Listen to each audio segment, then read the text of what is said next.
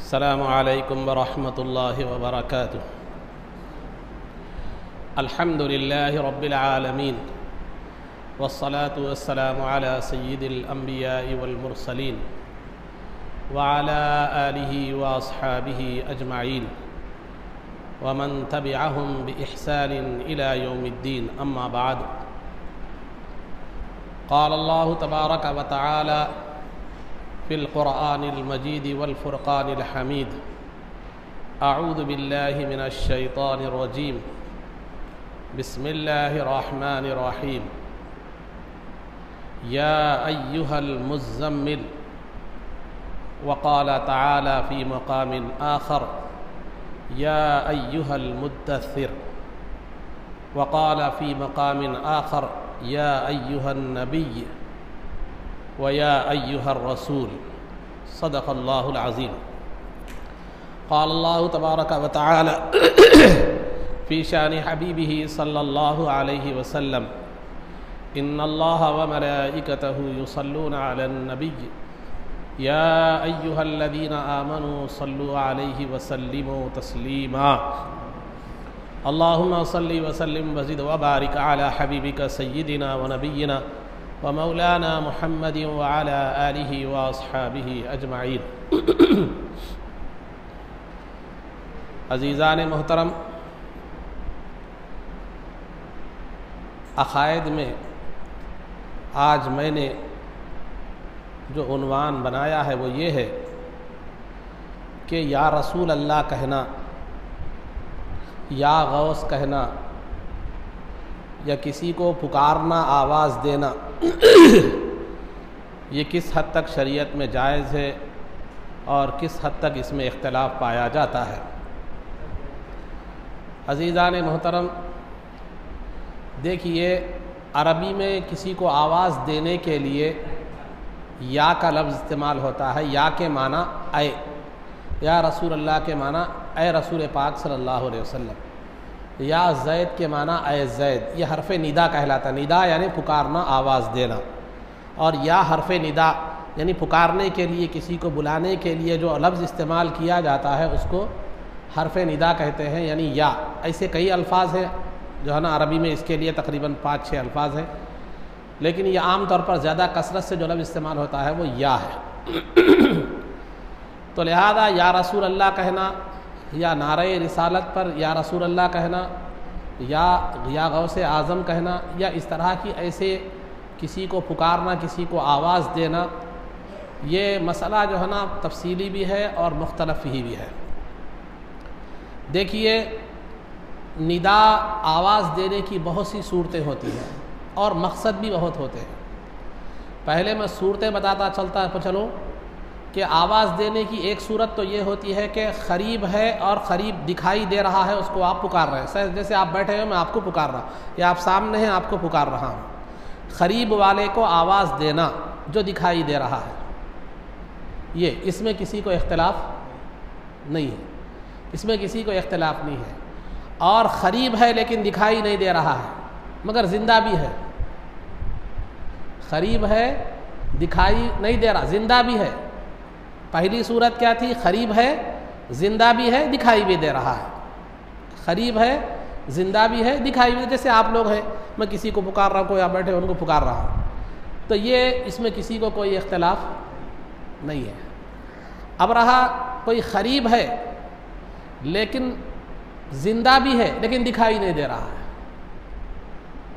کوئی قریب ہے، زندہ بھی ہے مگر دکھائی نہیں دے رہا ہے، تو اس کو آواز دینا یہ بھی بالکل جائز ہے، یہ بھی بالکل جائز ہے۔ جیسے طبرانی کی حدیث ہے، اس سے قبل میں نے یہ حدیث عرض کی ہے کہ جو ہے نا سرکار دو عالم صلی اللہ علیہ وسلم کا ارشاد گرامی ہے کہ جب جنگل میں تم سفر کے لیے جاؤ اور جنگل اور صحرا میں اگر تمہارا اذا ظلا، جب تمہارا جو ہے نا دابت احدکم، جب تم میں سے کسی کی سواری کیا ہو جائے، یا اذن فلت دابت احدکم کے الفاظ بھی آئے ہیں کہ تم میں سے کسی کی سواری کھو جائے یا گم جائے، تو وہاں کوئی مددگار نہ ہو، کوئی انسان نہ ہو، کوئی انیس یا کوئی مانوس نہ ہو، کوئی انسان نہ ہو، تو تم پکارو یا عباد اللہ اعینونی، کہ اے اللہ کے بندو میری مدد کرو، اے اللہ کے بندو میری مدد کرو۔ تو وہاں اللہ کے بندے ہوتے ہیں جو تمہاری کیا کرتے ہیں؟ مدد کرتے ہیں.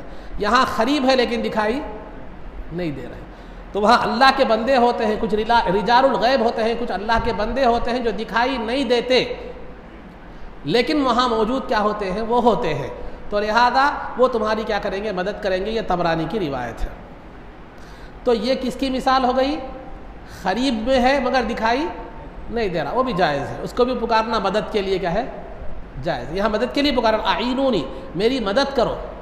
تو قریب جو دکھائی نہیں دیتا اس کو بھی مدد کے لیے پکارنا, یہ حدیث سے ثابت ہے. اب رہا کوئی دور ہے, کوئی دور ہے لیکن کیا ہے معلوم ہے, آپ کو دکھائی بھی دے رہا ہے, آپ کی آواز بھی اس تک پہنچ رہی ہے. جیسے وہاں کوئی آدمی کھڑا ہوا ہے, آپ اس کو پکار رہے ہیں, آپ کوئی جو ہے نا مدد کے لیے پکار رہے ہیں, کسی کے لیے پکار رہے ہو, تو وہ دور ہے, دکھائی بھی دے رہا ہے, آپ کی آواز بھی پہنچ رہی ہے. تو یہ تو بالکل جائز ہے, کسی کے پاس بھی کوئی اختلاف نہیں. اگر اس کو ناجائز بولے تو بہت سے لوگ ناجائز کا شکار ہو جائیں گے. تو آواز دور ہے آدمی, آواز پہنچ رہی ہے, آپ کو دکھائی بھی دے رہا ہے, تو یہ کہے جائز ہے. لیکن یہ تو جائز بالکل صورت, اس میں کسی کو بھی اختلاف نہیں ہے. اور ایک صورت دور ہے, دکھائی بھی نہیں دے رہا ہے لیکن آواز پہنچ رہی ہے. دور ہے, دکھائی بھی نہیں دے رہا ہے لیکن آواز پہنچ رہی ہے, تو یہ بھی جواز کی صورت ہے. چنانچہ جو ہے نا بیہقی کی روایت ہے, عمر فاروق رضی اللہ تعالیٰ عنہ کا دور خلافت ہے. مدینہ منورہ میں آپ منبر پر خطبہ دے رہے ہیں اور اسلام کا ایک لشکر ساریہ رضی اللہ تعالیٰ عنہ کی کمانڈنگ میں جو ہے نا ایران کے علاقے نہاود میں جنگ کر رہا تھا, جہاد کر رہا تھا. مدینہ ایران, آپ فاصلے کا اندازہ لگائیے, ایران مدینہ کتنی دور ہے. منبر پر کھڑے ہو کر وہ جو ہے نا لشکر اسلام جو ہے نا گھیراؤ میں آنے والا تھا دشمنوں کے, تو منبر پر عمر فاروق رضی اللہ تعالیٰ عنہ خطبہ دے رہے تھے. حالت خطبے میں آپ نے پکار کر کہا, یا ساریہ الجبل, یا ساریہ الجبل, کہ اے ساریہ پہاڑ کے دامن میں آ جاؤ, کہیں دشمن پیچھے سے حملہ نہ کرے. تو لہذا ساریہ رضی اللہ تعالیٰ عنہ نے وہ آواز سنی, پہاڑ کے دامن میں آ گئے اور دشمنوں سے محفوظ ہو گئے.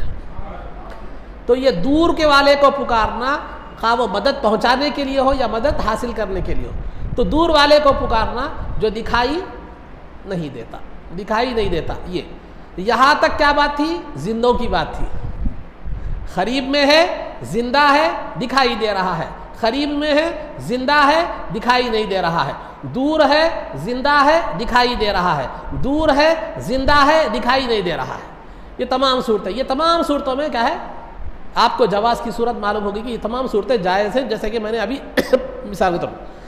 اب رہا میت, اگر کوئی انتقال کر چکے ہوں, اگر آپ ان کو پکار رہے ہیں, اگر کوئی انتقال کر چکے ہیں تو آپ ان کو پکار رہے ہیں, تو آپ وہ مرحوم کی قبر کے قریب کھڑے ہو کر پکار رہے ہیں یا مرحوم کی قبر کو دور سے پکار رہے ہیں, مرحوم کو دور سے پکار رہے ہیں. یہ دو صورتیں ہیں. تو بعض حضرات تو کہتے ہیں کہ انتقال کے بعد آپ جو ہے نا پکار ہی نہیں سکتے کسی کو.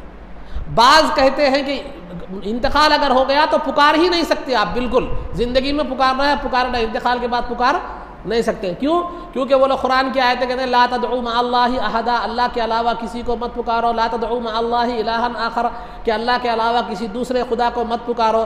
اور جو ہے نا جو لوگ پکارتے ہیں یدعون من دون اللہ ما لا ينفعهم ولا يضرهم, وہ لوگ ایسے لوگوں ایسی چیزوں کو پکارتے ہیں جو ان کو فائدہ نہیں دیتے, جو ان کو نقصان نہیں پہنچاتے. یہ قرآن کی آیتیں ہیں. ان آیتوں کو لے کر بعض حضرات کہتے ہیں کہ اللہ وفات کے بعد کسی کو پکارا ہی نہیں جا سکتا, پکارنا شرک ہے, پکارنا شرک ہے. قرآن کی آیتیں یہ ہے. کیا ہے پہلی آیت, فلا تدعوا مع اللہ احدا, اللہ کے ساتھ کسی کو مت پکارو. اور ایک الہن آخرہ کے الفاظ ہے, دوسرے خدا کو مت پکارو. لہذا یہاں پکارنا پہلے کیا ہے, پکارنا, تو پکارنے کا مطلب یہ ہے کہ اللہ کے علاوہ کسی کی اور کی عبادت مت کرو. یہاں پکارنا سے مطلب کیا ہے, اللہ کے علاوہ کسی کی عبادت مت کرو, عبادت مت کرو. تو لہذا یہاں پکارنے سے مراد عبادت کرنا ہے. اگر لفظ پکارنا اگر مراد لے تو پھر بہت سے مسائل پیدا ہو جاتے ہیں, آگے خرابیاں کیا پیدا ہوتی ہیں میں آپ کو بتا رہا ہوں. تو قرآن کریم میں جہاں بھی یہ بتلایا گیا ہے کہ اللہ کے علاوہ کسی کو مت پکارو, قرآن کی آیت ہے، ایک آیت میں تو اللہ کے علاوہ کسی کو مت پکارو، فلا تدعوا مع اللہ احدا، اللہ کے ساتھ کسی کو مت پکارو. ایک بات آیت پر غور کیجیے آپ، اللہ کے ساتھ کسی کو مت پکارو. اور ایک دوسری آیت میں ہے کہ الہن آخر، اللہ جو ہے نا اللہ کے ساتھ کسی دوسرے خدا کو مت پکارو. تو یہ دونوں آیتوں کا بھی مفہوم اللہ کے ساتھ دوسرے خدا کو مت پکارو کا مطلب یہ ہے کہ دوسرے کو خدا کا درجہ دیتے ہوئے مت پکارو. پہلے تو یہاں پکارنے کا مطلب یہ ہے کہ عبادت مت کرو. پکارنے کا مطلب یہ ہے کہ اللہ کے علاوہ کسی کی عبادت مت کرو، یہ تو بالکل شرک ہے اس میں کسی. اور پکارنے کے معنی اگر پکارنے کے بھی لیں گے تو خود آیت میں خود اس بات کی وضاحت ہے، اللہ کے ساتھ دوسرے خدا کو مت پکارو، یعنی دوسرے کو خدا کا درجہ دیتے ہوئے مت پکارو. اگر آپ کسی کو پکار بھی رہے ہیں مدد کے لیے ہو یا کسی اور چیز کے لیے تو دوسرے کو خدا کا درجہ دیتے ہوئے پکارو، تو پھر یہ تو شرک ہے، اس میں کسی قسم کی کوئی نہیں ہے. لیکن اگر آپ کسی دوسرے کو خدا کا درجہ دیتے ہوئے نہیں پکار رہے تو پھر اس میں شرک کی صورت کہاں پیدا ہو گئی. انسان اگر کسی کو پکار رہا ہے، جیسے میں آگے مثالیں دوں گا، انسان اگر کسی کو پکار رہا ہے لیکن خدا کا درجہ دے کر نہیں پکار رہا ہے، اللہ نے اس کو صلاحیت دی ہے، اس کو مدد کی صلاحیت دی ہے، اس کو میری تکلیف دور کرنے کی صلاحیت دی ہے، تو پھر اگر وہ پکار رہا ہے تو اس میں کوئی حرج کی بات نہیں ہے. مطلق آیت کو لے کر کیا کرنا معلوم ہے، یہ کہہ دینا کہ اللہ کے ساتھ کسی کو مت پکارو، تو لہذا پکارنے کی تمام صورتوں کو ناجائز قرار دینا، مسلمان کو مشرک بنا دینا، یہ صحیح نہیں ہے. اور قرآن کی اور ایک آیت ہے، یدعون من دون اللہ ما لا ينفعهم ولا يضرهم، کہ وہ لوگ جو ہے نا پکارتے ہیں ان چیزوں کو جو ان کو فائدہ نہیں دے سکتی، ان کو نفع نہیں پہنچا سکتی. یہ آیت مشرکوں کے بارے میں نازل ہوئی ہے، یہ آیت مشرکوں کے بارے میں نازل ہوئی ہے، اور اس آیت کو لا کر مسلمانوں پر تھوپ دیا جاتا ہے، ان مسلمانوں کو جو بزرگوں کو پکارتے ہیں. کیونکہ آیت میں واضح طور پر یہ ہے کہ جو ہے نا وہ لوگ پکارتے ہیں ایسی چیزوں کو جو ان کو فائدہ، یعنی ایسی چیزوں سے مراد کیا ہے، بت ہے. بت ماں، یہ عربی میں جو لفظ استعمال ہوتا ہے یہ عقل رکھنے والی چیزوں کے لیے نہیں بلکہ عقل نہ رکھنے والی چیزوں کے لیے استعمال ہوتا ہے. عقل نہ رکھنے والی چیزوں کے لیے استعمال ہوتا ہے. تو وہ پکارتے ہیں، اب آیت کا ترجمہ بتا رہا ہوں میں، یدعون من دون، وہ اللہ کو چھوڑ کر ایسی عقل نہ رکھنے والی چیزوں کو وہ پکارتے ہیں جو ان کے بت ہیں، جو نہ ان کو نفع پہنچا سکتے ہیں نہ نقصان پہنچا سکتے ہیں. تو اس میں دو چیزوں کا ذکر ہے. ایک تو پکارنے کے معنی آپ پکارنا بھی لے لیجئے یا عبادت بھی لے لیجئے، ٹھیک ہے. تو اگر پکارنے کے معنی عبادت کے لے لیے ہیں تو پھر اللہ کو چھوڑ کر کسی کی عبادت خواہ وہ عقل رکھتا ہو یا نہ رکھتا ہو اجازت نہیں ہے، وہ شرک ہے. اگر پکارنے کے معنی پکارنے کے لیں گے، عبادت کے نہیں پکارنے کے لیں گے، تو پھر جو ہے نا اللہ کے علاوہ اللہ کو چھوڑ کر کسی کو ایسی چیز کو پکارنا جو مدد نہیں کر سکتی، جو فائدہ نہیں پہنچا سکتی، یہ بھی درست نہیں ہے، وہ جو کہ ان کے بت ہے. تو ہم جو بزرگوں کو جو پکارتے ہیں تو پہلی تو بات یہ ہے کہ اللہ کو چھوڑ کر نہیں پکارتے، ان کو خدا کا درجہ دے کر اگر پکارتے تو اللہ کو چھوڑ کر پکارنا لازم آتا تھا. ہم خدا کے بندے اور خدا کے عطا کردہ طاقت کی بنیاد پر وہ مدد کرتے ہیں، یہ نظریے سے پکارتے ہیں. ہم خدا کو چھوڑ کر نہیں پکارتے، بزرگوں کو خدا کا بندہ ہونے کی حیثیت سے پکارتے ہیں. تو من دون اللہ پہلی قید ختم ہو گئی. تو وہ کفار و مشرکین کیا کرتے ہیں، اللہ کو چھوڑ کر بتوں کو پکارتے ہیں. تو ہم بزرگوں کو جو پکارتے ہیں اللہ کو چھوڑ کر نہیں پکارتے، اللہ والا ہے اسی حوالے سے پکارتے ہیں، پہلی بات. اور دوسری بات جو ہے نا وہ بت کیا کرتے ہیں، وہ مشرکین کیا کرتے ہیں، پہلے تو اللہ کو چھوڑ کر پکارتے ہیں، پھر دوسرا ایسی چیزوں کو پکارتے ہیں جو نہ انہیں فائدہ پہنچا سکتی ہے نہ نقصان پہنچا سکتی ہے. کیا بزرگان دین فائدہ نہیں پہنچا سکتے؟ کیا بزرگان دین کیا فائدہ نہیں پہنچا سکتے؟ بالکل پہنچا سکتے ہیں، لیکن وہ اللہ کی دی ہوئی قدرت سے پہنچا سکتے ہیں.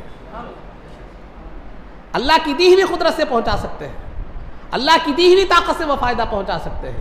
تو لہذا زندگی کے بعد بھی زندگی میں بھی وہ اللہ کی دی ہوئی قدرت اور طاقت سے فائدہ پہنچا سکتے ہیں. اور جنہوں نے فائدہ پہنچایا ان کی زبانیں بند ہو گئی، فائدہ حاصل کیا وہ خاموش ہو گئے، جن کو فائدہ نہ مل سکا، جن کی باطن اتنا پاکیزہ نہیں تھا، وہ اعتراض کر بیٹھے. ارے ایک معمولی مثال دوں میں آپ کو، مثال سمجھنے کے لیے، میں اس سے پہلے بھی دے چکا ہوں مثال. ایک بیج ہے،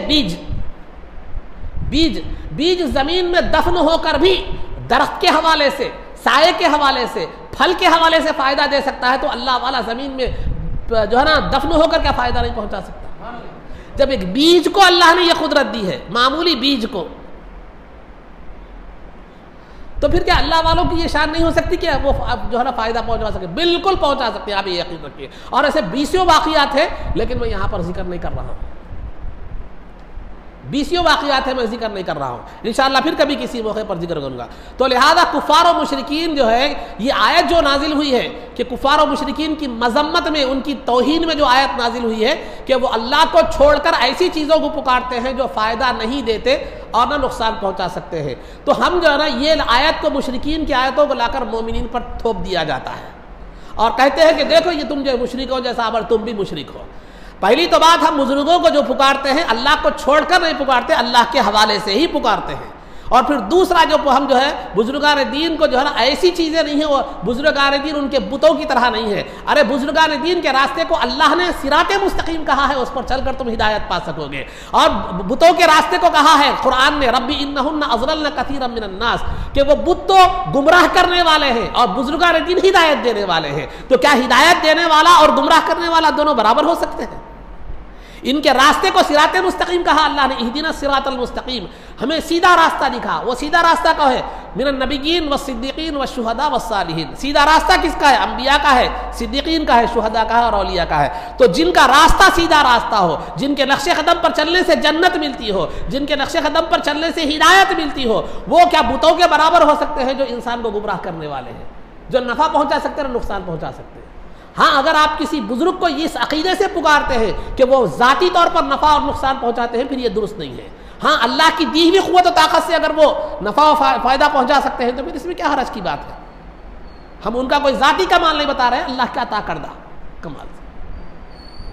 تو یہ جو آیتیں مشرکوں کی ہے لا کر مومنین کو تھوپتے ہیں، اور یہ دو فرق ہیں، یہ دو فرق ذہن میں رکھنے کی ضرورت ہے۔ تو بہرحال پر آگے میں مثال جو دیتا، بعض لوگ تو زندگی کے بعد کسی بھی صورت میں آواز دینا، پکارنا، کسی کو بلانا، یہ بالکل ناجائز قرار دیتے ہیں، بلکہ شرک قرار دیتے ہیں، جیسے یہ آیتیں میں نے بتلائی، پھر ان کی تفہیم میں نے آپ کے سامنے کر دی۔ اب آئیے، مرنے کے بعد، کسی کے انتقال کے بعد اگر کسی کو آواز دینا ہے، پکارنا ہے تو اس کی دو صورتیں ہیں، قریب سے بھی پکار سکتے ہیں آپ، دور سے بھی پکار سکتے ہیں۔ پہلے قریب کی مثالیں میں آپ کو دیتا چلوں۔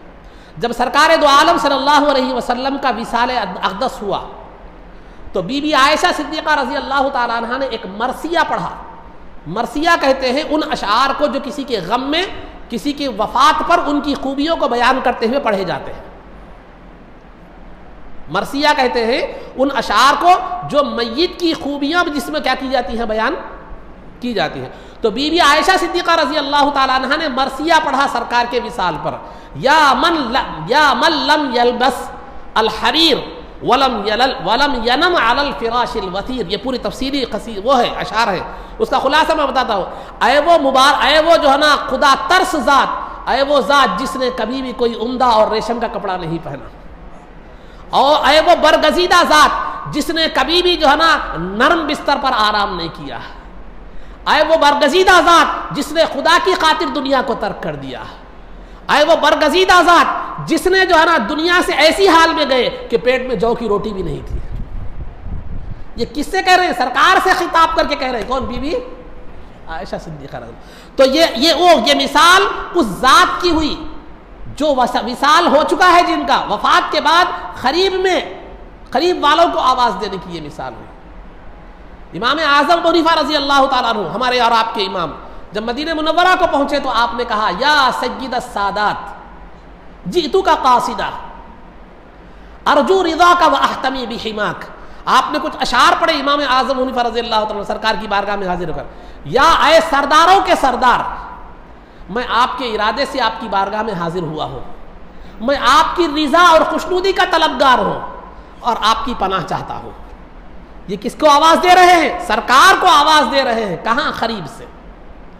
تو وفات کے بعد قریب سے آواز دینے کی میں نے دو مثالیں، ایسی 20 مثالیں ہیں، دو مثالیں میں نے آپ کے سامنے پیش کی، دو مثالیں آپ کے سامنے پیش کی۔ وفات کے بعد دور سے آواز دینا، وفات کے بعد دور سے آواز دینا، اس کی مثال میں آپ کے سامنے بیان کرتا چلوں۔ واقعہ کربلا کب ہوا؟ 60 ہجری میں۔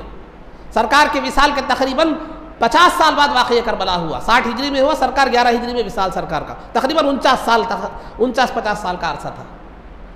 جب واقعہ کربلا ہو گیا اور جو ہے نا اہل بیت کو قیدی بنا لیا گیا، تو اس قید کی حالت میں امام زین العابدین نے جو اشعار پڑھے وہ جو ہے نا یہ تھے کہ یا رحمت للعالمین ادرک لزین العابدین، یا رحمت للعالمین ادرک لزین العابدین محبوس ایدی الظالمین فی الموکب والمزدحم، کہ یا رحمت للعالمین جو ہے نا رحم کیجئے، سنبھالیے زین العابدین کو۔ واقعہ کربلا سے کہاں ہے؟ واقعہ کربلا کہا ہوا کوفہ میں، عراق کا علاقہ، وہاں سے مدینے کو آواز دے رہے ہیں کہ اے رحمت للعالمین زین العابدین کو سنبھالیے، وہ ظالموں کی قید میں ہے اور جو ہے نا پریشانی اور غم میں ہے۔ تو وہاں سے امام زین العابدین آواز دے رہے ہیں سرکار دو عالم صلی اللہ علیہ وسلم۔ تو وفات کے بعد کسی کو دور سے آواز دینے کی مثال آپ کے سامنے۔ عبداللہ ابن عمر رضی اللہ تعالیٰ عنہما کو ایک مرتبہ پیر سن ہو گیا۔ قاضی عیاض رحمۃ اللہ تعالیٰ نے شفا شریف میں یہ روایت بیان فرمائی ہے کہ عبداللہ ابن عمر رضی اللہ تعالیٰ عنہما کا ایک مرتبہ جو ہے نا پیر سند ہو گئے تو ان سے کسی نے کہا کہ دیکھو تمہیں جو ذات سب سے زیادہ محبوب ہے، پسندیدہ ہے، ان کو آواز دو۔ تو انہوں نے فوراً کہا یا محمد، اے محمد صلی اللہ علیہ وسلم۔ اور امام نووی شارح مسلم نے کتاب الاذکار میں اس روایت کو بیان کیا ہے کہ عبداللہ ابن عباس، یہ دو بھی صحابی ہیں، عبداللہ ابن عمر، عبداللہ ابن عباس، جو ہے نا عبداللہ ابن عباس رضی اللہ تعالیٰ عنہما کے پاس ایک آدمی آیا، اس نے جو ہے نا شکایت کی اپنے پیروں کے سدھ ہونے کی، تو خود عبداللہ ابن عباس رضی اللہ تعالیٰ عنہما نے یہ تجویز فرمائی کہ تمہیں جو محبوب ذات ہے اس کو آواز دو، تو لہذا انہوں نے یا محمدہ کہہ کر پکارا تو انہیں شفا نصیب ہو گئی۔ تو عزیزان محترم، بتلانا یہ مقصود ہے کہ وفات کے بعد بھی اگر آپ دور سے آواز ہے۔ امام بوصیری قصیدہ بردہ شریف جو صرف ہندوستان میں بلکہ عرب و عجم میں مقبول قصیدہ ہے، سرکار کی بارگاہ میں مقبول قصیدہ ہے، سرکار کی بارگاہ میں مقبول قصیدہ ہے، سرکار کی بارگاہ میں پسندیدہ اشعار ہیں یہ۔ سرکار دیدار فرمائے، خواب میں دیدار ہوا اور آپ فالج جو صاحب شاعر تھے فالج ہو گیا تھا، سرکار کی شان میں اشعار پڑھے تو سرکار خواب میں تشریف لائے، چادر اڑا دی ان کو، تو سب اٹھے تو چادر بھی موجود تھی اور فالج بھی ختم ہو چکا تھا۔ اسی وجہ سے اسے قصیدہ بردہ کہا جاتا ہے للبوصیری، کہ امام بوصیری شرف الدین بوصیری رحمۃ اللہ علیہ کا قصیدہ بردہ جو سرکار کی بارگاہ میں مقبول تھا، اور خواب میں دیکھا گیا کہ سرکار ان کا قصیدہ سن رہے ہیں اور نرم و نازک ڈالی کی طرح جھوم رہے ہیں اس قصیدے میں۔ اور یہاں تک بھی روایتوں میں ہے کہ اس قصیدے میں بعض جگہ بعض چیزیں کرکشن تھی، جو ہے نا ترمیم طلب تھی، تو آپ نے ترمیم بھی فرما دی سرکار نے۔ تو اسی قصیدے کے اشعار ہے یا اکرم الخلق مالی من الوذ به سوا کا عند حلول الحادث العممی، کہ یا رسول اللہ صلی اللہ علیہ وسلم، اے مخلوق میں سب میں جو بہترین ذات، معزز و مکرم ذات، میں آپ کی پناہ کیوں نہ مانگوں، آپ کی پناہ کیوں نہ مانگوں، حوادث زمانہ میں مصیبتوں میں آپ کی پناہ کیوں نہ مانگوں۔ تو اس قصیدے میں آپ سرکار کو پکار رہے ہیں۔ کہاں سے پکار رہے ہیں؟ مدینہ منورہ سے نہیں بلکہ اپنے مقام سے پکار رہے ہیں۔ اور وہ قصیدے میں سرکار نے جہاں ترمیم فرما دی، اگر یہ لفظ قابل غور ہوتا تو اس کی بھی ترمیم فرما دیا کرتے تھے، اس کے یہاں بھی تم یہ غلط ہے، یہ بدل دو، اس کی کریکشن کر دیتے تھے۔ تو الغرض عزیزان محترم، بتلانا یہ مقصود ہے، پکارنے میں فرق ہے، نیت میں فرق ہے، ہر چیز کا اعتبار الگ ہے۔ کبھی کوئی آدمی کسی کو جو ہے نا مصیبت میں پکارتا ہے، کبھی کسی کو غم میں پکارتا ہے، کسی کو حسرت میں پکارتا ہے، کسی کو شوق میں پکارتا ہے۔ ہم سلام پڑھتے ہیں یا رسول اللہ سلام، تو کس کو سرکار کی محبت اور شوق میں پکارتے ہیں، یا کبھی مدینے کی حاضری کی حسرت میں پکارتے ہیں، کبھی کسی جو ہے نا غم میں پکارتے ہیں، جیسے جو ہے نا زین العابدین رضی اللہ تعالیٰ نے پکارا، کبھی شفا کے لیے پکارتے ہیں، مدد کے لیے پکارتے ہیں، جیسے عبداللہ ابن عمر رضی اللہ تعالیٰ عنہ اور عبداللہ ابن عباس رضی اللہ تعالیٰ عنہ تجویز دی تھی۔ تو پکارنا مختلف طریقے سے ہوتا ہے، کوئی بھی پکارنا غلط نہیں ہے، کوئی بھی پکارنا غلط نہیں ہے، کہ آپ زندے کو پکاریں، مردے کو پکاریں، قریب سے پکاریں، دور سے پکاریں، بس آپ کا نظریہ یہ ہونا چاہیے کہ یہ اللہ کے محبوب ہیں اور اللہ رب العزت نے وہ طاقت و صلاحیت دیا ہے کہ وہ ہماری مدد کر سکتے ہیں۔ انہیں خدا سمجھ کر، خدا جیسی طاقت سمجھ کر پکارنا یہ شرک ہے۔ ارے اتنی دور سے سنتے کیا؟ بزرگان دین اتنی دور سے سنتے کیا؟ سرکار اتنی دور سے سنتے کیا؟ یہ بھی ایک اشکال آپ کو دور کرتا چلو میں آپ کے ساتھ، یہ بھی ایک اشکال ہو سکتا نا، اتنی دور سے سنتے کیا ہوتے، تو وہ بھی ایک اشکال۔ ترمذی کی روایت ہے، سرکار دو عالم صلی اللہ علیہ وسلم نے فرمایا واضح طور پر، انی ارا ما لا ترون واسمع ما لا تسمعون، کہ میں وہ چیزیں دیکھتا ہوں جو تم نہیں دیکھ سکتے، اور وہ چیزیں سن لیتا ہوں جو آپ تم نہیں سن سکتے. اور ایک روایت ہے بیہقی وغیرہ میں جو ہے نا ایسی خصائص کبریٰ میں یہ روایتیں موجود ہے کہ اللہ نے ایک فرشتے کو پیدا کیا ہے. آتاہ اللہ سماع الخلق. اللہ نے اس فرشتے کو یہ صلاحیت دی ہے کہ ساری مخلوق کی باتیں سن سکتا ہے. تو جب وہ فرشتے کو اللہ نے کس لیے پیدا کیا ہے؟ نبی پاک صلی اللہ علیہ وسلم کا درود سننے کے لیے. تو وہ فرشتہ دنیا میں جہاں بھی سرکار کا امتی درود پڑھتا ہے وہ درود کو سرکار اس پڑھنے والے کے نام اور باپ کے نام کے ساتھ سرکار کی بارگاہ میں پیش کرتا ہے. وہ فرشتے کو اللہ نے وہ صلاحیت دی ہے. تو یہ فرشتہ جو سرکار کی درود کی خدمت پر مامور ہے اسے اتنی صلاحیت ہے کہ وہ ساری مخلوق کی باتیں سن سکتا ہے, درود سن سکتا ہے. تو سرکار کیوں نہیں سن سکتے؟ جب خادم کا یہ حال ہے تو آقا کا کیا حال ہوگا؟ تو یہ سرکار دو عالم سے. اب بزرگان دین سن سکتے ہیں کیا؟ ایک سوال یہ بھی. تو عزیزان محترم حدیث قدسی ہے بخاری وغیرہ کی, بخاری میں بھی ہے حدیث. تو حدیث قدسی ہے کہ جب بندہ فرائض کے ساتھ ساتھ نوافل کے ذریعے سے میرا قرب حاصل کر لیتا ہے تو میں اس کی آنکھ بن جاتا ہوں جس سے وہ دیکھتا ہے. کون؟ اللہ تعالیٰ فرما رہا, سرکار نے اللہ فرما رہا ہے میں اس کی آنکھ بن جاتا ہوں جس سے وہ دیکھتا ہے, اور میں اس کے کان بن جاتا ہوں جس سے وہ سنتا ہے, میں اس کے ہاتھ بن جاتا ہوں جس سے وہ پکڑتا ہے, جو وہ اس کے پیر بن جاتا ہوں جس سے کیا ہوتا ہے وہ چلتا ہے. اب جب اللہ جس کی آنکھ بن جائے, اللہ جس کے کان بن جائے, اللہ جس کے ہاتھ اور پیر بن جائے, اس کی قوت کا اندازہ اور اس کی حد معیارات متعین کر سکتے ہیں کیا؟ ہمیں حق ہے اس کی قوت کا تعین کرنے کا؟ کیا ہمیں اختیار ہے کہ اس کی قوت کو متعین کریں, محدود کریں؟ تو عزیزان محترم بتلانا یہ مقصود ہے خالق اور مخلوق کا فرق باقی رکھتے ہوئے, خالق اور مخلوق کا فرق باقی رکھتے ہوئے. ارے آج جو ہے نا, آج ہندوستان میں رہ کر آپ امریکہ کے ڈاکٹروں سے مدد طلب کر رہے ہیں. آپ تو ایک زمانہ تھا ڈاکٹر صاحب کی کلینک کو جانا پڑتا تھا, اب ڈاکٹر آن لائن موجود ہے. آج کل ڈاکٹر آن لائن موجود ہے. آپ ڈاکٹر کو آن لائن اپنی بیماری بتا سکتے ہیں, کال کے ذریعے سے, ویڈیو کالنگ کے ذریعے سے, پھر کیا کر سکتے ہیں اس سے دوائیں کیا کر سکتے ہیں آپ حاصل کر سکتے ہیں. بات عام ہے.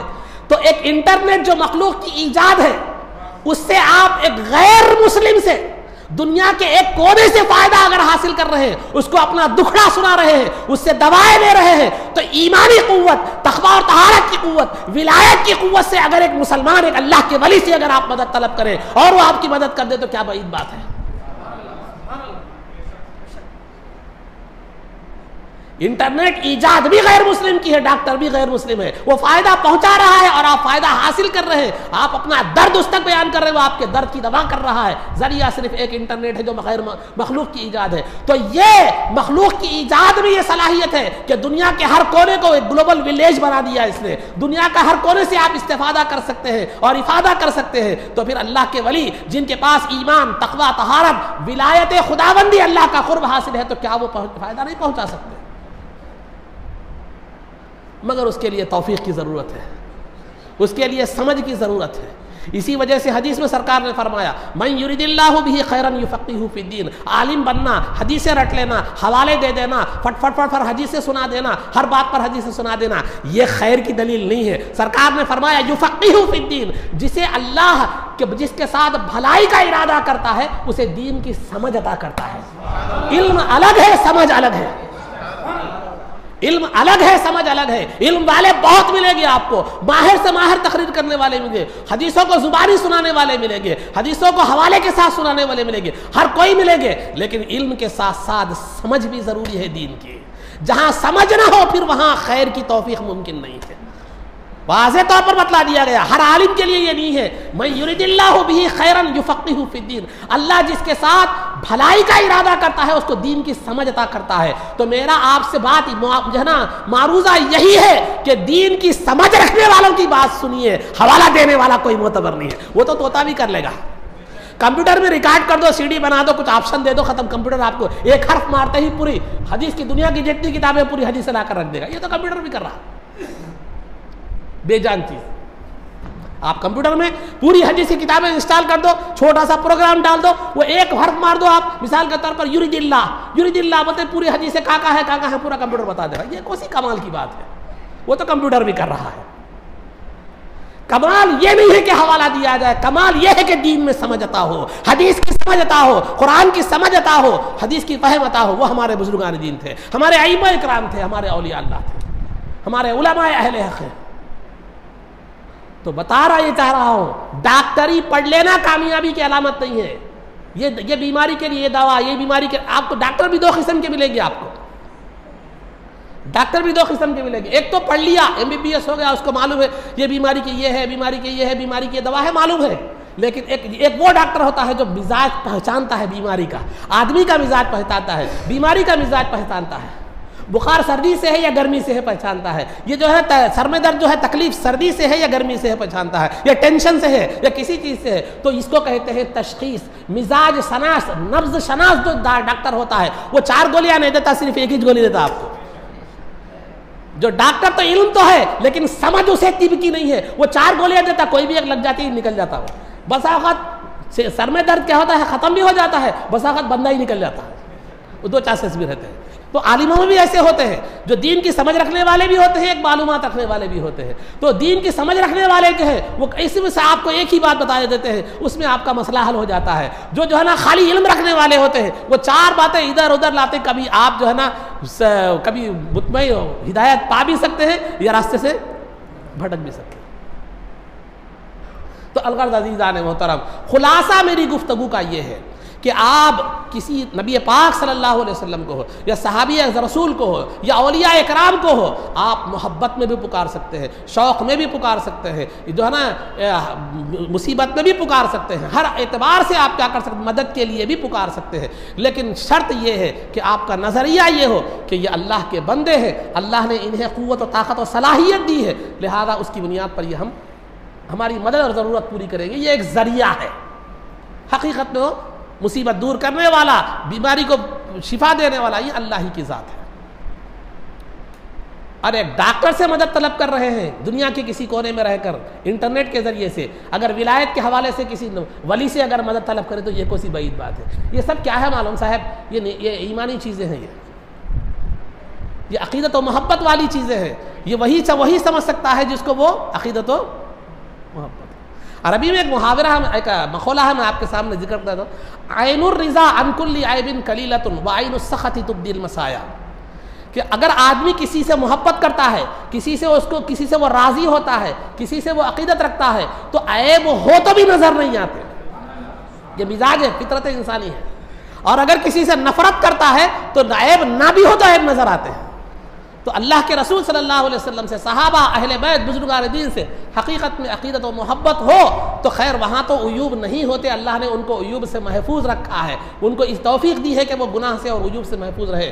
لیکن جو ہے نا وہاں ہے بھی نہیں اور نظر بھی نہیں آتے، نہیں ہے تو نظر ہی کی بات ہے۔ محبت ہو تو وہاں کوئی خرابی نظر نہیں آتی، کم از کم انصاف پسند ہو تو بھی خرابی نظر نہیں آتی، کیونکہ وہ خرابیاں ہیں ہی نہیں۔ اگر نفرت ہو، دل کا معاملہ ٹھیک نہ ہو تو پھر وہاں جو چیزیں نہیں ہیں وہاں بھی نظر آتی ہے، اور ہم بھی کیا کرتے ہیں، اس کو ایک عام آدمی کی طرح بزرگوں کو، سرکار کو دیکھنا شروع کرتے ہیں۔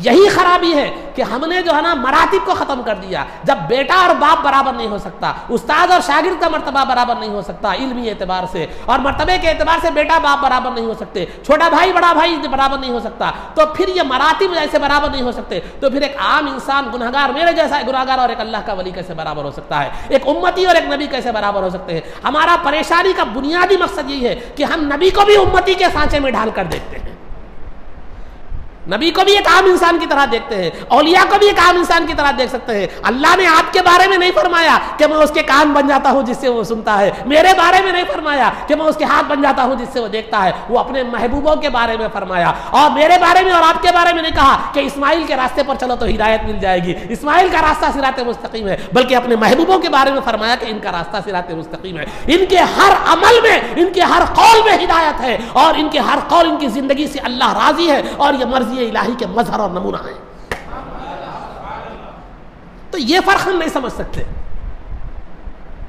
تو یہ ہم بدتمیز کہلائیں گے۔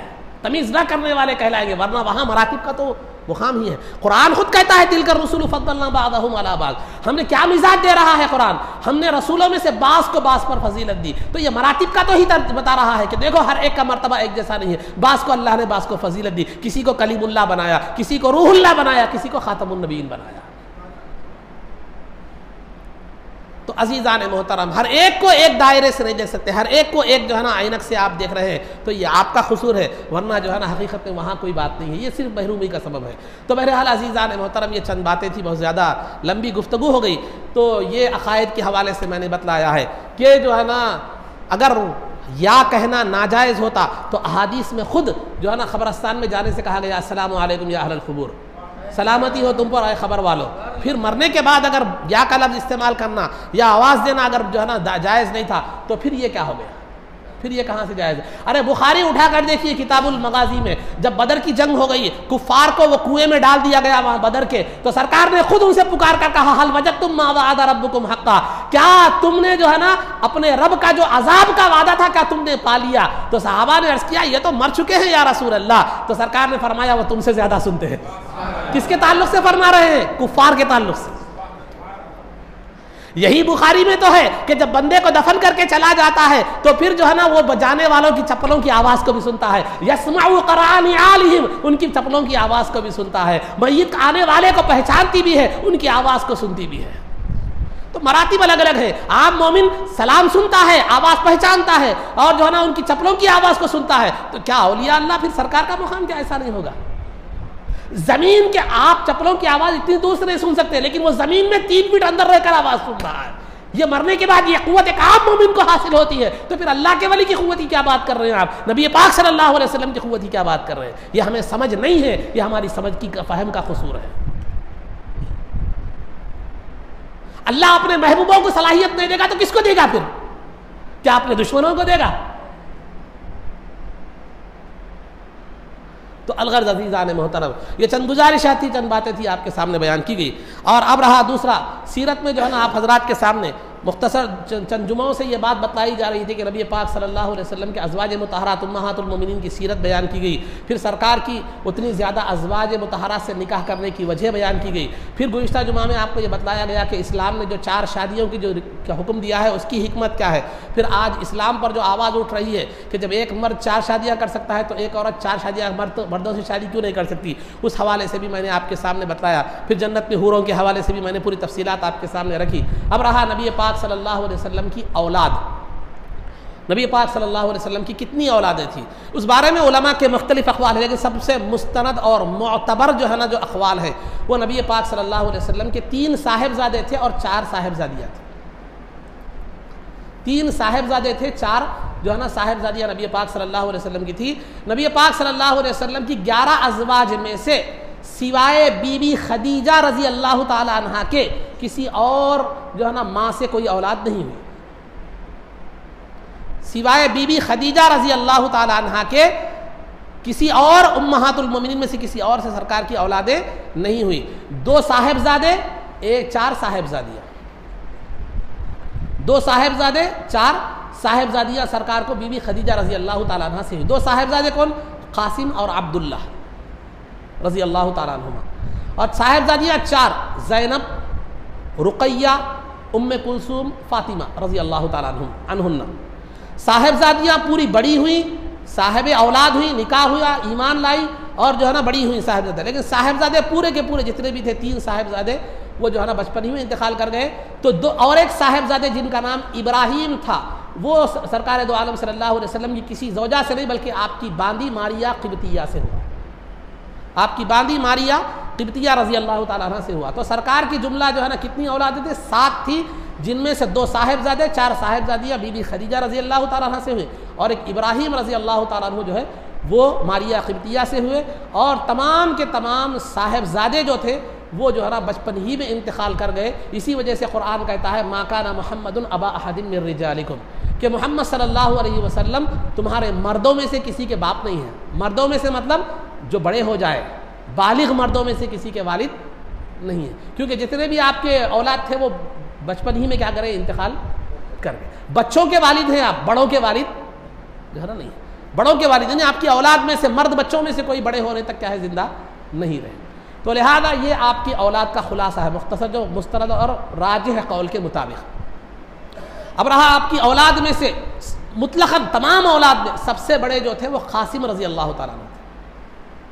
قاسم یہ بچے بچیوں میں سب میں بڑے کون تھے؟ یہ قاسم رضی اللہ تعالیٰ عنہ. یہ بعثت سے تقریباً بعثت سے پہلے ہی آپ کا انتقال ہو گیا. بعثت سے پہلے ہی پیدا ہو گئے, بعثت سے پہلے ہی انتقال ہوا. بعثت کا مطلب 40 سال میں 40 سال کی عمر میں سرکار دو عالم صلی اللہ علیہ وسلم نے جو ہے نا نکاح فرمایا. 40 سال کی عمر میں آپ نے اعلان نبوت فرمایا. 25 سال میں آپ نے بی بی خدیجہ رضی اللہ تعالیٰ عنہ سے نکاح فرمایا. 40 سال میں اعلان نبوت فرمایا, اس کو بعثت بھی کہتے ہیں. تو 40 سال سے پہلے یہ حضرت قاسم رضی اللہ تعالیٰ عنہ جو ہے یہ بی بی خدیجہ سے تولد بھی ہوئے, پیدا بھی ہوئے, اور 2 سال کی عمر میں آپ کا وصال ہو گیا. 2 سال کی عمر میں آپ کا جو ہے نا وصال ہو گیا. انہی کے نام پر سرکار کو ابو القاسم کہا جاتا ہے. یعنی سرکار قاسم رضی اللہ تعالیٰ عنہ کے والد گرامی سرکار کو ابو القاسم کہا جاتا ہے. تو یہ آپ کی اولاد میں بچے بچیوں میں سب میں زیادہ بڑے سب سے جو پہلے تھے وہ قاسم رضی اللہ تعالیٰ عنہ تھے, جو سرکار کے اعلان نبوت سے پہلے ہی پیدا بھی ہو گئے. 2 سال کی عمر میں کیا ہو گیا آپ کا وصال بھی ہو گئے. آپ کے بعد دوسری جو صاحبزادی تھی سرکار کی وہ زینب رضی اللہ تعالیٰ عنہ تھی. زینب رضی اللہ تعالیٰ عنہ تھی. یہ جو ہے نا بعثت سے تقریباً 10 سال پہلے پیدا ہوئی. یعنی سرکار نے جو 40 سال میں اعلان نبوت فرمایا اس سے 10 سال پہلے پیدا ہوئی, اور اس کے بعد یہ باحیات رہی. اور آپ بعد میں ایمان بھی لائیں. جنگ بدر کے بعد آپ نے کیا کی؟ مدینہ منورہ کو ہجرت کی. جنگ بدر کے بعد آپ نے مدینہ منورہ کو ہجرت کی زینب رضی اللہ تعالیٰ عنہ. اور آپ کے خلیرے بھائی ابو العاص بن ربیع سے آپ کا جو ہے نا نکاح ہوا, خلیرے بھائی سے زینب رضی اللہ تعالیٰ عنہ کا. اور یہ ایمان لائے, دونوں بھی ایمان لائے, اور ان سے 2 صاحبزادے ہوئے. ایک علی, ایک کا نام تھا رضی اللہ تعالیٰ عنہ, اور دوسرے امامہ صاحبزادی تھی. علی صاحبزادے تھے جو کم سنی میں ہی انتقال کر گئے, اور امامہ جو تھی صاحبزادی جو سرکار کی نواسی تھی وہ باحیات رہی, وہ بڑی ہوئی. اور سرکار دو عالم صلی اللہ علیہ وسلم امامہ رضی اللہ تعالیٰ عنہ جو آپ کی نواسی تھی ان کو بہت زیادہ محبت کرتے تھے, بہت زیادہ چاہتے تھے. کبھی سرکار نماز میں ہوتے تو وہ اوپر آ کر بیٹھ جایا کرتی تھی, تو سرکار حالت نماز میں آہستہ سے ان کو اتار دیتے تھے گرنے کے خوف سے. کس کو؟ امامہ رضی اللہ تعالیٰ عنہ کو. ایک مرتبہ جو ہے نا سرکار دو عالم صلی اللہ علیہ وسلم کے پاس ایک بڑا خوبصورت ہار آیا, تو سرکار دو عالم صلی اللہ علیہ وسلم نے فرمایا میں یہ ہار اپنے گھر والوں میں میرے پاس سب میں زیادہ جو محبوب ترین ہے اس کو دوں گا. تو وہاں پر امہات المومنین ازواج مطہرات بھی موجود تھیں. وہ خیال کرنے لگی سرکار یہ ہار کس کو دیں گے؟ عائشہ صدیقہ رضی اللہ تعالیٰ عنہ کو دیں گے. سب کا خیال ایسا گیا, لیکن امامہ جو آپ کی نواسی تھی وہ کونے میں کھیل رہی تھی. سرکار دو عالم صلی اللہ علیہ وسلم نے ان کو بلا کر ان کی آنکھوں کو صاف کیا اور وہ ہار ان کو پہنایا. یہ سرکار سے بہت زیادہ مانوس تھی, سرکار بھی ان سے بہت زیادہ محبت کرتے تھے. بعد میں چل کر امامہ رضی اللہ تعالیٰ عنہ کا نکاح سیدنا علی مرتضیٰ رضی اللہ تعالیٰ عنہ سے ہوا. علی مرتضیٰ رضی اللہ تعالیٰ عنہ سے ہوا. علی مرتضیٰ رضی اللہ تعالیٰ عنہ جو ہے نا جب تک بی بی فاطمہ رضی اللہ تعالیٰ عنہ باحیات تھی آپ نے کسی سے نکاح نہیں فرمایا. بی بی فاطمہ کے وصال کے بعد جو ہے نا امامہ رضی اللہ تعالیٰ عنہ سے کیا ہے آپ نے علی رضی اللہ تعالیٰ عنہ نکاح فرمایا. امامہ رضی اللہ تعالیٰ عنہ سے علی رضی اللہ تعالیٰ عنہ نکاح فرمایا. جب علی رضی اللہ تعالیٰ عنہ کی شہادت ہوئی تو شہادت کے وقت آپ نے مغیرہ بن نوفل کو یہ وصیت کی کہ میرے بعد امامہ سے تم نکاح کرنا. تو یہ مختصر جو ہے نا خلاصہ تھا. زینب رضی اللہ تعالیٰ عنہ جو سرکار کی جو ہے نا سب سے بڑی صاحبزادی تھی, صاحبزادیوں میں سب سے بڑی صاحبزادی تھی, اور دوسرے نمبر پر تھی قاسم رضی اللہ تعالیٰ عنہ کے بعد. پھر آپ کے شوہر کا نام ابو العاص بن ربیع, آپ ایمان لائی, اسلام لائی, اور پھر آپ کے 2 صاحبزادے بچے ہوئے, ایک علی اور دوسری امامہ رضی اللہ تعالیٰ عنہما. پھر وہ معاملات پورے تفصیلات ہیں, یہ سیرت میں آپ حضرات کے سامنے یہ بات جو ہے نا بیان کی گئی. اور آخر میں جو ہے نا وقت ہو چکا ہے, اس لیے مسائل کے حوالے سے میں آپ کے سامنے یہ بات رکھ رہا تھا کہ مسائل میں فرائض نماز اور اس کی تفصیلات آپ کے سامنے آ چکی. اب دوسرا واجبات نماز اور اس کی تفصیلات. واجبات نماز میں جو ہے نا فرض اور واجب میں فرق یہ ہے کہ عملی اعتبار سے دونوں کا وزن ایک ہے. یعنی فرض چھوڑنے سے بھی آپ کو اتنا ہی گناہ ہوگا، واجب کے چھوڑنے سے بھی اتنا ہی گناہ ہوگا۔ عقیدے کے اعتبار سے دونوں میں فرق ہے۔ اگر فرض کا انکار کرتا ہے کوئی تو وہ کافر ہو جاتا ہے، اگر کوئی واجب کا انکار کرتا ہے تو وہ گمراہ ہو جاتا ہے، وہ گمراہ ہو جاتا ہے۔ یہ اس کی بہت سی علمی بحثیں ہیں، آپ کو ضرورت نہیں ہے، مختصر میں آپ کے سامنے بات بتا رہا ہوں۔ اور اگر کوئی فرض نماز میں چھوٹ جاتا ہے، خواہ وہ جان بوجھ کر چھوٹے یا بھول کر چھوٹے، نماز نہیں ہوتی، نماز کو دوہرا لینا ضروری ہے۔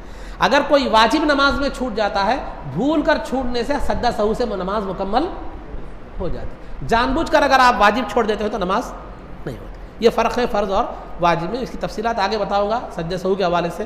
تو واجبات نماز میں سب سے پہلا ہے سورہ فاتحہ پڑھنا۔ سورہ فاتحہ پڑھنا نماز میں کیا ہے؟ واجب ہے۔ فرض کی پہلی دونوں رکعتوں میں سورہ فاتحہ پڑھنا واجب ہے، بعد کی دونوں رکعتوں میں پڑھنا سنت ہے۔ فرض کی پہلی دونوں رکعتوں میں سورہ فاتحہ پڑھنا واجب ہے، بعد کی 2 رکعت ہو یا 1 رکعت ہو، جیسے مغرب ہے تو 1 رکعت ہوتی ہے، عشاء ہے تو 4 رکعت ہے، تو بعد کی 2 یا 1 رکعتوں میں فرض کی پہلی دونوں رکعتوں میں سورہ فاتحہ پڑھنا واجب ہے، بعد کی 1 رکعت ہو یا 2 رکعت ہو اس میں سورہ فاتحہ پڑھنا کیا ہے؟ یہ سنت ہے۔ فرض کے علاوہ جتنی بھی نمازیں ہیں، خواہ وہ سنت ہو، واجب ہو، نفل ہو، جتنی بھی نمازیں ہیں فرض کے علاوہ، ہر رکعت میں سورہ فاتحہ پڑھنا واجب ہے، ہر رکعت میں سورہ فاتحہ پڑھنا واجب ہے۔ فرض میں صرف پہلی دونوں رکعتوں میں سورہ فاتحہ پڑھنا واجب ہے، فرض کے علاوہ جتنی بھی نمازیں ہیں ان میں ہر رکعت میں سورہ فاتحہ پڑھنا واجب ہے، پہلی بات۔ اور سورہ فاتحہ جو ہے نا پہلے پڑھنا واجب ہے، بعد میں نہیں۔ سورہ فاتحہ پہلے پڑھنا واجب ہے، یعنی پہلے آپ سورہ فاتحہ پڑھیں گے، اس کے بعد دوسری سورت پڑھیں گے۔ اگر آپ نے پہلے دوسری سورت پڑھ لی ہے، بعد میں سورہ فاتحہ آپ نے پڑھا ہے، تو پھر آپ کو سورہ فاتحہ دوبارہ پڑھنا پڑے گا، پھر اس کے بعد دوسری سورت پڑھنی پڑے گی، پھر اس کے بعد آپ کو آخر میں سجدہ سہو کرنا پڑے گا، اس کے تفصیلی مسائل آگے آئیں گے۔ تو ایک تو سورہ فاتحہ پڑھنا واجب ہے، اور سورہ فاتحہ کو ضم سورہ سے دوسرے سورت سے پہلے پڑھنا کیا ہے معلوم ہے؟ واجب ہے۔ اور سورہ فاتحہ کا حفظ کرنا، زبانی یاد کرنا ہر مسلمان پر واجب ہے۔ سورہ فاتحہ کو زبانی یاد کرنا ہر مسلمان پر جو ہے نا واجب ہے۔ اور سورہ فاتحہ فرض کی دونوں رکعتوں میں واجب ہے، باقی رکعتوں میں کیا ہے؟ سنت ہے۔ فرض کے علاوہ جتنی بھی رکعتیں ہیں اس میں ہر رکعت میں سورہ فاتحہ پڑھنا واجب ہے۔ یہ مختصر جو ہے نا مسائل آپ حضرات کے سامنے واجبات نماز کے حوالے سے بیان کی گئی، انشاءاللہ پھر دیگر باتیں آگے بیان کی گئی گی۔ اللہ رب العزت سے دعا ہے کہ جو کچھ بھی کہا گیا اس پر عمل کی توفیق رفیق عطا فرما، عزت و عافیت کی زندگی دے، اور ایمان پر ہمارا خاتمہ فرما، رسول پاک صلی اللہ علیہ وسلم کے قدموں میں ہمارا حشر فرما، آپ کی شفاعت عظمیٰ سے ہم کو بہرور فرما، آپ کے دست مبارک سے جام کوثر پینا نصیب فرما، جنت میں آپ کی غلامی معیت و رفاقت نصیب فرما۔ صلی اللہ تعالی وسلم علی خیر خلقہ سیدنا محمد و آلہ و صحبہ اجمعین برحمتک یا ارحم الراحمین والحمد للہ رب العالمین۔